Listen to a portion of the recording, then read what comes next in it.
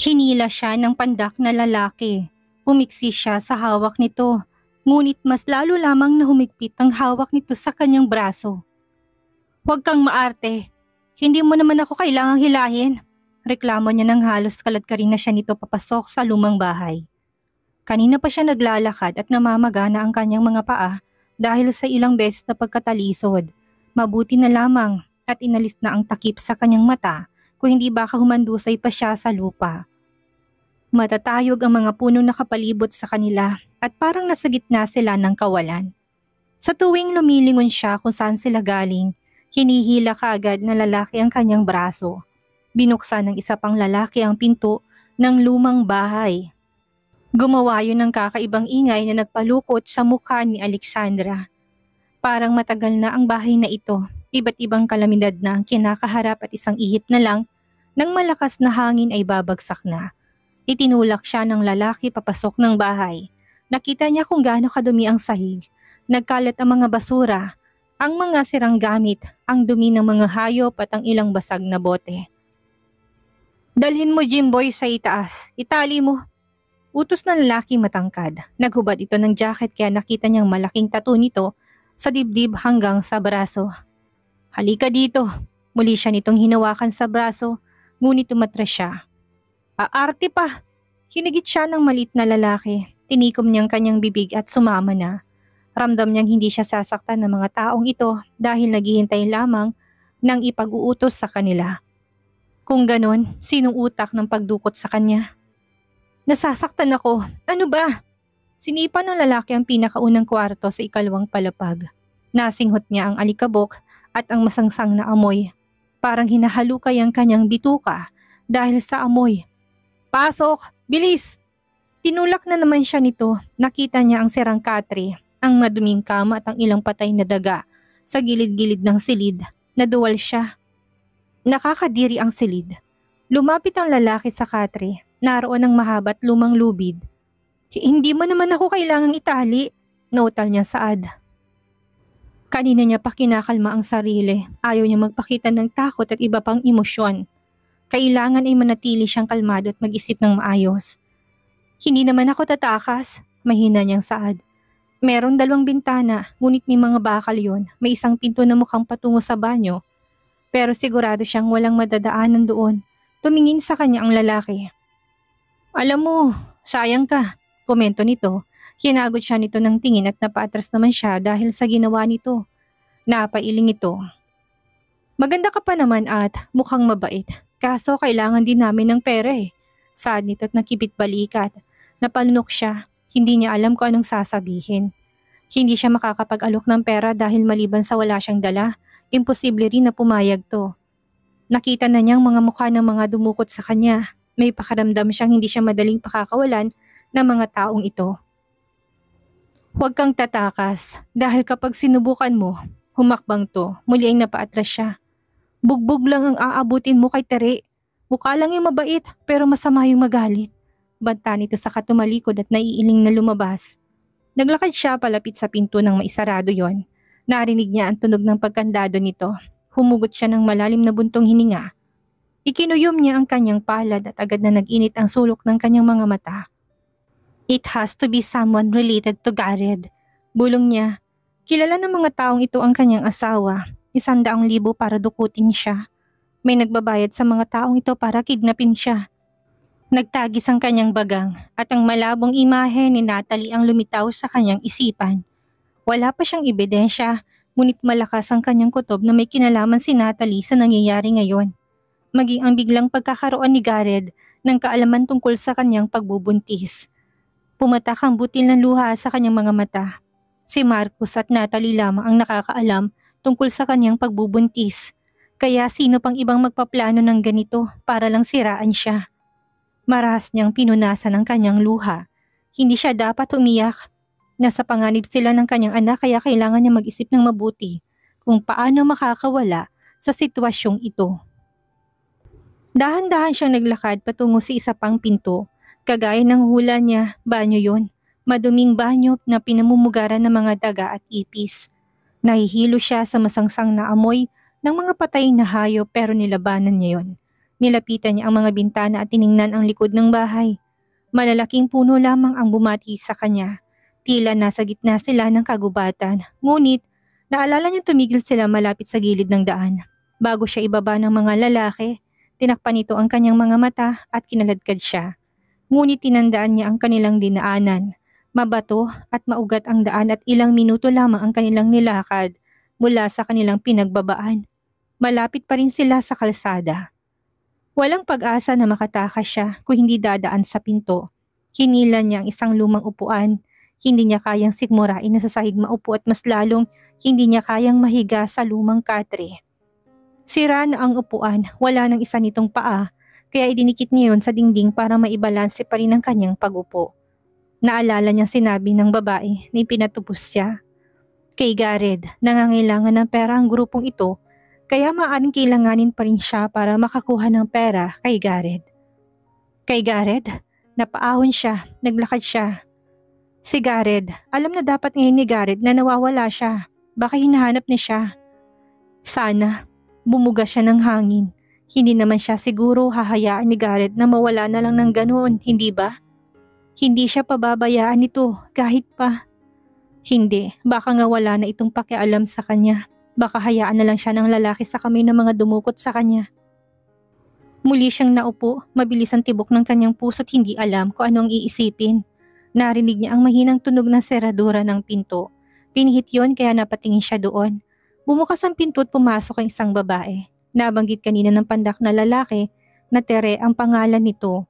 May dalang cellphone ng babae. Nang makita niyang cellphone niya yon, napaahon siya kaagad. Buksan mo! Nilahad nito ang cellphone. Nagkatinginan silang dalawa. Madilim ang anyo nito. Malayo sa maamo at mabait nitong anyo kanina umaga sa airport. Buksan mo! Ulit nito nang hindi niya kinuha ang cellphone. Humakbang siya para abutin ang cellphone. Tinatansya niya ang babae. Bilis! Sigaw nito. Inabot niya ang cellphone. Gamit ang kanyang fingerprint ay nabuksan niya ang home screen nito. Tawagan mo asawa mo, utos nito. Bumawang ang kanyang labi ngunit hindi na siya nagreklamo. Napalunok siya at dahan-dahang tinipa ang number ni Gareth. I-loudspeaker mo, utos nito. Muling sumunod siya, nasulyapan niya ang pinto. Nakita niyang lalaking may tattoo sa braso na nakabantay doon. 2 ring pa lang ay sumagot na kaagad si Gareth. Alexandra, pasigaw nitong tawag sa kanyang pangalan. Alexandra, parang nilukob ng kakaibang emosyon ng kanyang puso. Naiwaglit sa kanyang isipan ng galit para kay Gareth. Napuno na lamang yun ng pangamba at pananabik na magkita silang muli. Gareth, kinablot ng babae ang kanyang cellphone. Where are you? Nag-aalala nitong tanong. Nasa amin ang asawa mo, malalim na boses ang ginamit ng babae. Natahimik ang kabilang linya. Kung gusto mo pang makita ng buhay ang asawa mo, kailangan mo makipagkasundo sa aming Mr. Virado.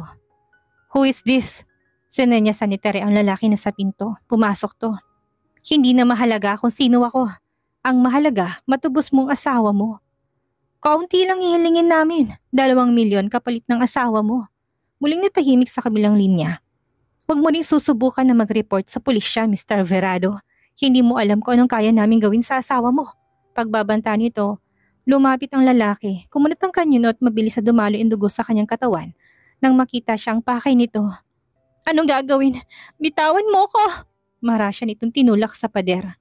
Nasagi sa upuan ng kanyang paa dahilan para kumirot yon, kasabay ng pamamanhid ng kanyang likod. Hinuli nito ang kanyang kamay at tinaas yun sa kanyang uluhan. Bitawan mo ko! Natataranta niyang sigaw. Bumaba ang mukha nito kaya ipinilig niya sa kanan ng kanyang mukha. Mas matangkad ang lalaki at mas malaki ang katawan kumpara sa kanya. Kayang-kaya siya nitong hawakan gamit lamang ang isang kamay. Ah! Bitawan mo ko! Nagpumiglas siya sa hawak nito. Ngunit mas lalo lamang na naging agresibong lalaki. Dumiin ang hawak nito sa kanyang pulsuhan. Hinalikan nitong kanyang leeg habang pilit na pinagpaparte ang kanyang binti.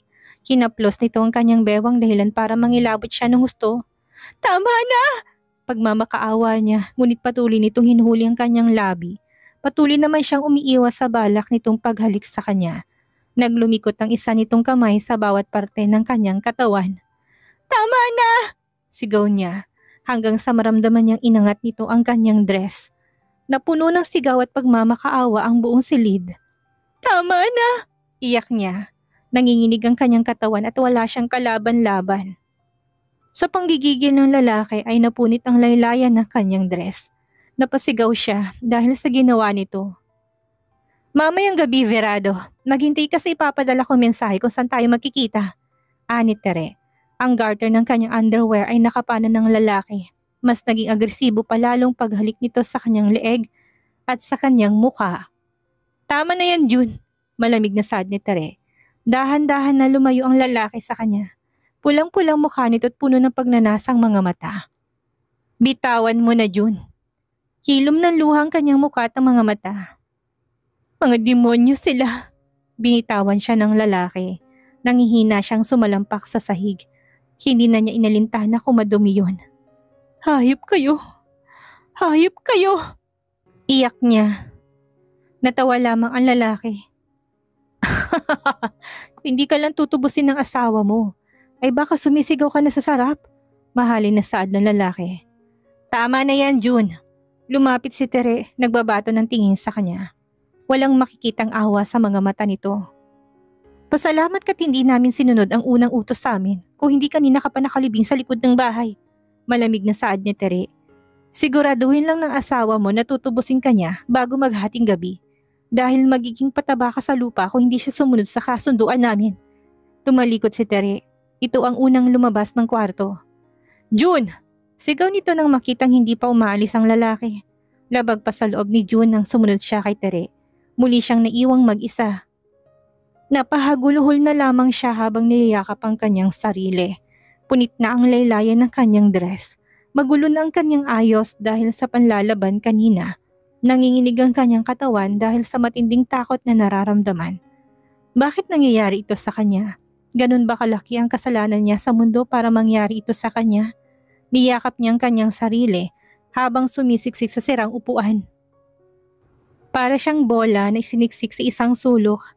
Ilang minuto siyang umiiyak habang ramdam niya ang panginginig ng buo niyang katawan. Dahil sa panghihinay hinihila ng dilim ang kanyang sistema. Mahirap yung labanan kaya tuluyan niya ipinikit ang mga mata. Nagising lamang siya nang maramdaman ang pagtapik sa kanyang braso. Halos mapatalon siya sa gulat dahil sa paglapat ng mainit na palad sa kanyang balat. Dali-dali siyang nagmulat ng mga mata at lumayo sa humawak sa kanya. Nakita niya ang pandak na lalaki. Mapula ang mukha nito at namumungay ang mga mata. Kanina ka pa hindi kumakain, saad nito. Dahil malapit lamang ang lalaki na amoy niyang hininga nito. Amoy alak at sigarilyo. Wala si Tere, lumabas, kaya kumain ka na. Yan, kumain ka. May pinggan na nasa sahig. Nag-squat ang lalaki at pinulot nitong pinggan para iabot sa kanya. Napatras naman siya. Sige na, kumain ka, mamamatay ka sa gutom. Sabi nito.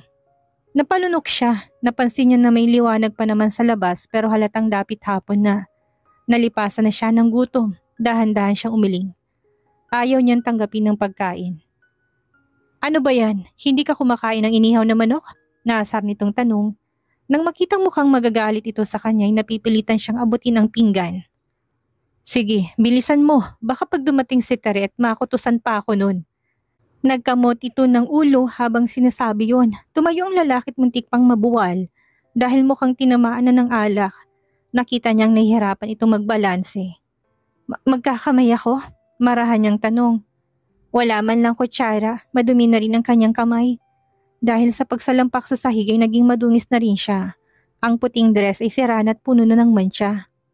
Arte talaga. Iritado nitong sabi. Diyan ka lang, nasinokto. Kukuha ako ng kutsara. Umawang kanyang bibig nang mapansing nakalimutan nitong isara ang pinto. Mabilis niyang inilapag ang pinggan at tumayo. Nangangalay ang kanyang mga paa sa ilang oras na nakabaluktot lamang siya. Dahan-dahan siyang lumapit sa pinto. Sinilip niya ang pasilyo, walang tao, para may nagbabar sa kanyang lalamunan. Nahihirapan siyang huminga. Ngunit may konting pag-asa na nagtutulak sa kanya. Lumabas siya sa pasilyo, maingat niyang dinungaw ang ikalawang palapag. Walang tao dun. Gago, malakas sa sigaw ni isang boses kasabay ng halakak. Nilingon niya kung saan yun nanggagaling, para sa labas ng bahay.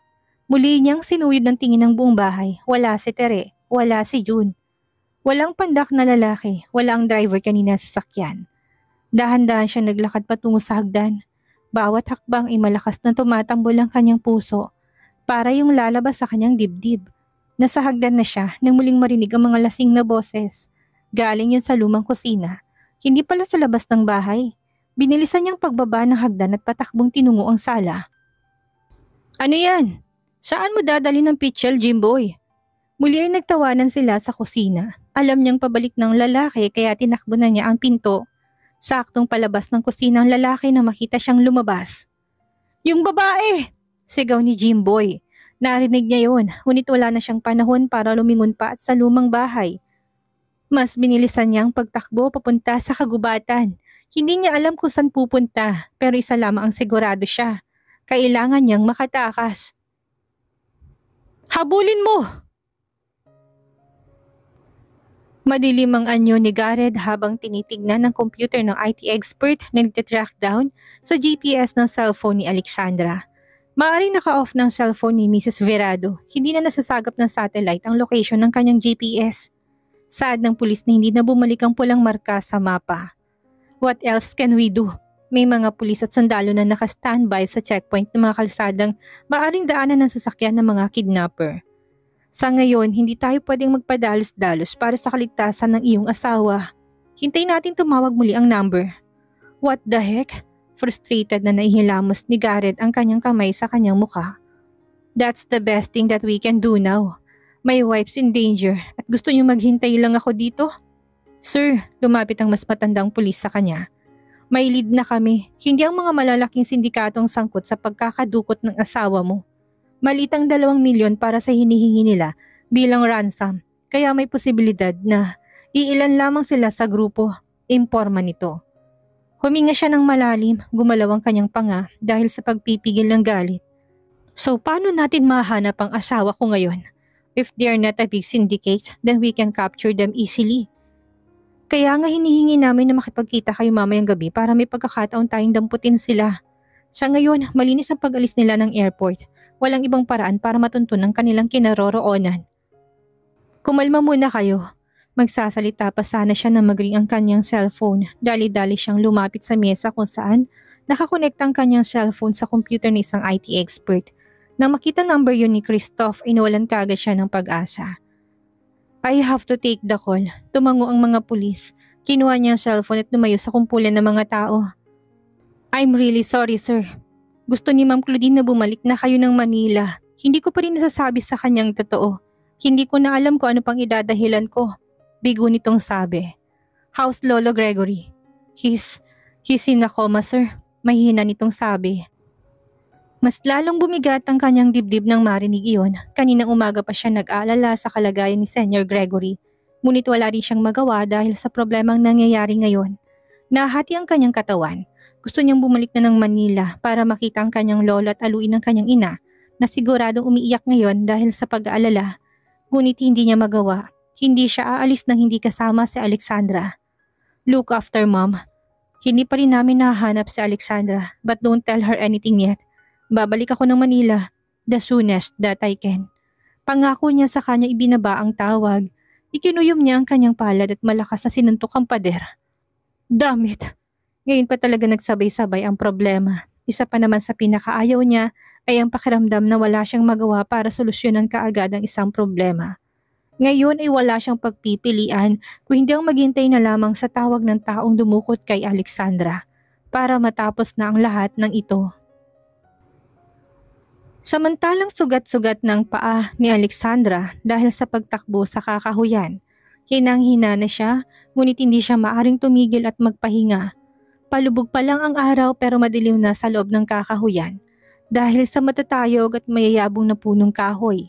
Hindi na kinaya ng kanyang katawan, bumagsak siya sa damuhan. Habol niya ang kanyang hininga habang malakas ang tibok ng kanyang puso. Nilingon niya ang kanyang pinanggalingan. Wala siyang nakita ko hindi ang mga puno lamang. Mukhang naiwala na niya ang mga lalaki. Mukhang hindi na siya naabutan. Ah! Impit siyang napasigaw ng hawakan ng kanyang paa. Dumudugo yun dahil sa mga sugat. Hindi niya kanina naramdaman ang paghapdi noon dahil nakapokus ang kanyang isipan sa pagtakas. Ngayon niya lang napansin. Ang sakit. Iyak niya habang pilit na iniinda ang mga sugat na dumudugo. Inalis niya kaninang suot na flat shoes dahil sagaba lamang yon sa kanyang pagtakbo. Ngunit kapalit naman nun ay ang pagkakasugat-sugat ng kanyang mga paa. Nilibot niya ang tingin. Hindi niya alam kung nasan siya. Hindi niya alam kung saan ang pagbalik sa kalsada. Dahil kung makakarating siya doon, maaari siyang humingi ng tulong sa mga sasakyang dadaan. Ayun! Halos mapatalon siya nang marinig ang malakas na boses. Lumingon siya kung saan nanggaling ang mga sigaw at nakita si Jun sa hindi kalayuan. Mabilis siyang tumayo ngunit napayuko din kaagad nang magpaputok to sa kanyang direksyon. Gago ka Jun! Bakit tamaan? Sigaw ng isang lalaki. Shit! Pinapahirapan pa tayo! Tumakbo si Jun sa direksyon ni Alexandra pero nakagapang ng babae palayo. Nagngingit-ngit ang kanyang kalooban dahil sa matinding galit. Tama na Jun! Sigaw ni Robert nang muli niyang paputukan ng babae nang matanaw tong tumatakbo. Hinawakan ni Robert ang kanyang kamay para pigilan siya ngunit tinulak niyang kamay ng lalaki. Kapag makarating niya sa kalsada, tayong malalagot. Kaya mas mabuti nang tuluyan na lang natin. Total bibigyan naman tayo ng pera kapag madispatcha na natin yan. Tumakbo siya para sundan si Alexandra. Mabilis tong tumakbo. Tila hindi nahirapang tumalon at umiwas sa malalaking ugat ng mga puno. Tangina, baka maiwala nyo na naman ha, sigaw niya. Dapat ay maabutan nilang babae bago pa lumubog ang araw dahil mas mahirapan silang hanapin ito kung wala na ang liwanag. Jimboy, bilisan mo! Natanaw ni Alexandra ang batis sa hindi kalayuan. Mahapdi na kanyang mga paa sa pagtakbo, ngunit hindi siya maaring tumigil. Kailangan niyang makarating doon at matawid yon. Hindi na siya maaring bumalik pa dahil naghiwa-hiwalay ang mga lalaki para mas madali siyang mahabol. Lumusong siya sa batis hanggang tuhod ang tubig. Malakas ang agos ng tubig kaya mas mahirap ang pagtakbo. Bumagal ang kanyang paghakbang. Pagod na siya, nahirapan na rin siyang huminga dahil sa pagod. Nasa gitna na siya ng batis nang magpaputok na naman ang lalaki sa kanyang direksyon. Nanginginig na siya sa takot. Gumuhit ang gulat sa kanyang mukha nang makitang isang babaeng may daladalang mga kahoy. Nakatingin to sa kanya at gulat na gulat din. Hindi niya alam kung saan ito galing. Tulong! Tulong! Tawag niya dito. Umahon ng pag-asa sa kanyang dibdib. Hindi siya nag-iisa. May tao na. May tutulong na. Bang! Napatigil siya na maramdaman ng pag-init ng balat sa kanyang likod. Kasabay ng pagbaon ng mainit na metal sa kanyang kalamnan. Napahakbang siya dahil sa puwersa ng muling tumamang bala sa kanyang likod. Nakita niya pa ang panghihilakbot ng mukha ng babae sa hindi kalayuan. Napasigaw to sa gulat. Nabibingi siya dahilan para hindi na rumihisto sa kanyang isip ang matinis na sigaw ng babae. Nagdidilim ang kanyang paningin at ilang segundo lang ay bumagsak ang kanyang katawan sa tubig. Tumama ang kanyang ulo sa matigas na bato, ngunit hindi na niya naramdaman ang sakit na dulot nun dahil tinakasan na siya ng lakas at kamalayan. Dahil sa kanyang pagbagsak sa tubig, mabilis na humalong kanyang dugo sa malinaw na batis.